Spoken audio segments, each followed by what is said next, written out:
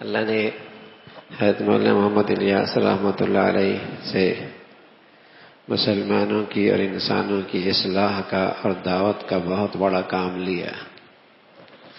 اور اسی طرح ہمارے بزرگوں میں تھانوی رحمۃ اللہ علیہ سے اللہ رب العزت نے انسانوں کی اصلاح کا اور تربیت کا بہت بڑا کام لیا ہے. یہ ہمارے بزرگوں میں وہ دو فرد ہیں جن سے اللہ رب العزت نے اپنی مخلوق کی خدمت کا اور زندگی بدلنے کا بہت بڑا کام لیا ہے، جو عام طور پہ انسان تصور بھی نہیں کر سکتا. ایک مرتبہ کسی نے پوچھا کہ حضرت تھانوی کی دعوت میں اور مولانا الیاس رحمۃ اللہ علیہ کی دعوت میں کیا فرق ہے؟ تو بہت خوبصورت انداز میں جواب دیا. فرمایا تھانوی کی دعوت میں غیرت ہے اور کمال ہے.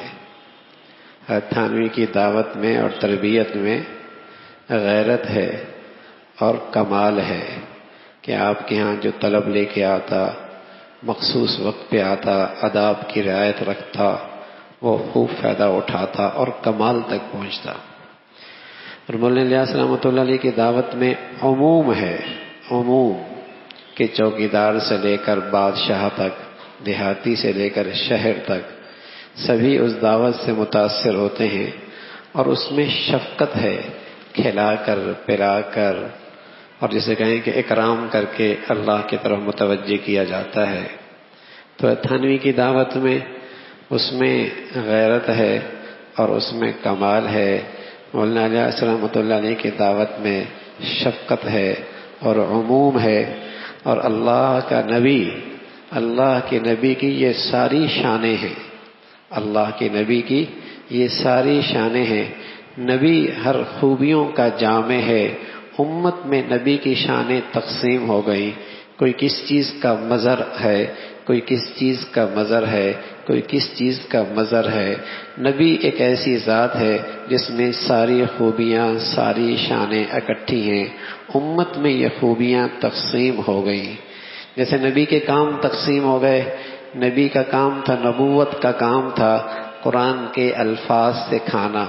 ربنا وبعث فیہم رسولا منہم یتلو علیہم آیاتہ ویزکیہم ویعلمہم الکتاب والحکمہ ویزکیہم.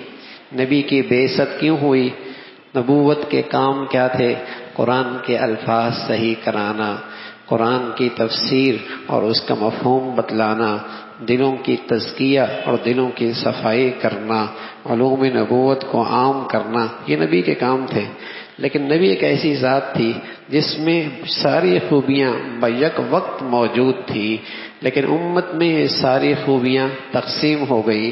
کسی نے نبی کی اس شان کو لے لیا، کسی نے نبی کے اس کام کو لے لیا، کسی نے نبی کے اس کام کو لے لیا.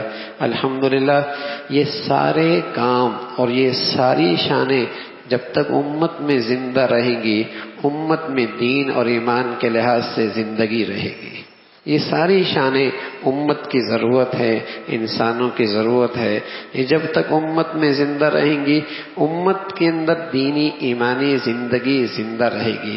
دیکھو میرے عزیزو، جیسے آنکھ ہے یہ بہت اہم ہے، لیکن کان کی اہمیت کا انکار نہیں کیا جا سکتا.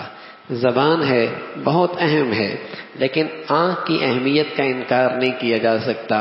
ناک ہے بہت اہم ہے، لیکن کان کی اہمیت کا انکار نہیں کیا جا سکتا. یہ کان بھی ہوگا، آنکھیں بھی ہوں گی، ناک بھی ہوگا، زبان بھی ہوگی، تب یہ پورا کہلائے گا. اسی طرح نبی کی یہ کام بہت اہم ہے. اور بس اوقات آنکھ بہت کام دیتی ہے، اتنا وہاں کان کا کام نہیں ہوتا. اور بس اوقات زبان بہت کام دیتی ہے، وہاں ناک کا اتنا کام نہیں ہوتا. لیکن اس کی اہمیت کا انکار نہیں ہے، اس کی اہمیت کا انکار نہیں ہے. اس لیے نبی کی جتنی شانیں ہیں اور نبی کے کام کی جتنی شکلیں ہیں سب اہم ہیں. ہاں کسی ماحول میں آنکھ کی زیادہ ضرورت پڑتی ہے، کسی ماحول میں کان کی زیادہ ضرورت پڑتی ہے. ایسی نبی کی کئی شان غیرت کام زیادہ دیتی ہے، کئی نبی کی شان شفقت زیادہ کام دیتی ہے، کئی نبی کی شان کمال زیادہ کام دیتی ہے، کئی نبی کی شان عمومیت زیادہ کام دیتی ہے، کہیں تعلیم تربیت کا کام قرآن کی شکل میں، کہیں تفسیر کی شکل میں، کہیں حدیث کی شکل میں زیادہ کام دیتا ہے، اور کہیں مسلمانوں کا اکرام کر کے، ان کی منت سماجت کر کے، انہیں کھلا پلا کر اللہ کی طرف متوجہ کیا جائے۔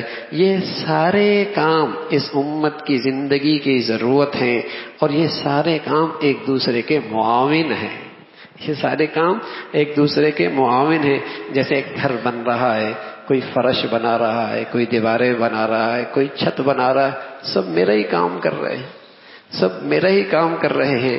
ایسی یہ دین کی جتنی شکلیں ہیں الحمدللہ یہ سارے نبی کے گھر کی تعمیر ہے، نبی کی نبوت کی آبیاری کا سارا نظام ہے۔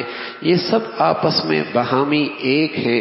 نبی کی جامعیت تھی، ساری خوبیاں نبی کے اندر تھی، امت میں یہ ساری شانیں تقسیم ہو گئیں، اور جب تک یہ امت میں زندہ رہیں گی امت کی زندگی دین پہ آتی چلی جائے گی۔ تو حضرت مولانا الیاس رحمۃ اللہ علیہ